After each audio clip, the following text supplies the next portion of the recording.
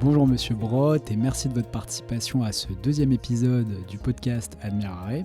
Et bien sûr, bienvenue à tous. Alors je me propose dans un premier temps de vous présenter pour ceux qui éventuellement ne vous connaîtraient pas, et puis ensuite de vous laisser la parole pour vous laisser compléter sur ce que j'aurais pu oublier ou qui serait ni dans votre livre ni sur Wikipédia.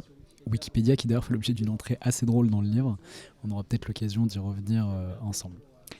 Alors, qui est François Brotte ? Eh bien, vous êtes un homme politique qui avait exercé de nombreuses fonctions, député et président du directoire de RTE, mais aussi deux fonctions importantes au sein de l'Assemblée nationale, président de la Commission des affaires économiques et président du groupe France-Taïwan. Taïwan qui est un pays, un sujet que vous connaissez bien, qui mériterait de prendre un moment pour faire un podcast entier ensemble sur ce sujet, puisque c'est un sujet aussi que je suis depuis assez longtemps. Alors, le moment sympa, les raisons de mon admiration et donc de votre invitation aujourd'hui dans le podcast Admirare. Il y a 3 points qui ont particulièrement retenu mon attention. Le premier, c'est votre parcours, un parcours singulier, en dehors des sentiers battus et surtout en dehors du moule de l'élite républicaine. Et je crois que c'est intéressant qu'on y revienne plus tard. Le second point, c'est votre engagement concret sur des sujets pas toujours sexy, mais qui ont toujours un impact réel sur les populations. C'est très bien rendu dans le livre. Et puis, il y a aussi des paradoxes assez drôles qui sont très bien rendus dans le livre, comme la différence entre l'action et la communication qui, parfois, peut s'avérer virale. Et puis enfin, j'ai envie de faire un focus sur 2 accomplissements qui m'ont interpellé.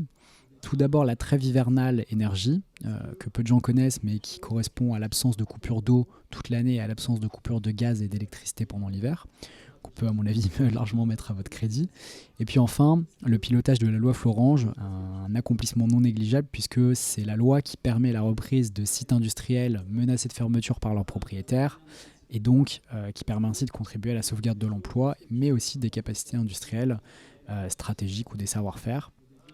Voilà, j'ai beaucoup parlé, je vous laisse la parole et puis surtout n'hésitez pas à me dire si vous oubliez quelque chose. Bon, j'étais maire aussi longtemps, vous ne l'avez pas évoqué, mais c'est un moment de ma vie qui est important. J'ai été saltimbanque beaucoup aussi, parce que j'ai fait de la radio, de la télé, de la chanson, du théâtre. Et effectivement, je suis un peu je le dis souvent, je suis un peu un gitan sans être gitan et parfois je le regrette. Et je viens de nulle part. Quand j'arrive quelque part, on se demande ce que je fous là, quoi, parce qu'effectivement, je n'appartiens à aucun corps, je ne suis pas surdiplômé, et donc c'est un peu extravagant parfois vu des autres.